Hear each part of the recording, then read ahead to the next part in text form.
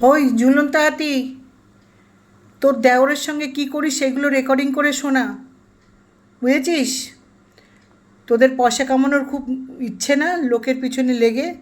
হ্যাঁ, দেওরের সঙ্গে কি করছিস সারাদিন সারা রাত সেগুলো রেকর্ডিং করে শোনা, বুঝেছিস? দেখবি অনেক ভিউ পাবি, লোককে নিয়ে এইসব কাটাছেঁড়া না করে।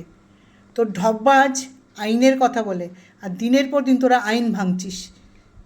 আর ওই পতিতা কিমা, তোর ছেলের বউকে নিয়ে এসে এক সপ্তাহ থেকে দেখি। ছেলের বউকে তো বের করে দিয়েছিস, তুই পরের মেয়ের বিচার করছিস টেপি করে। কিরে কিমা,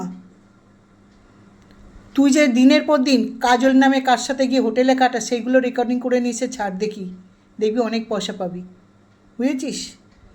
তোরা মজা পেয়ে গেছিস না রে?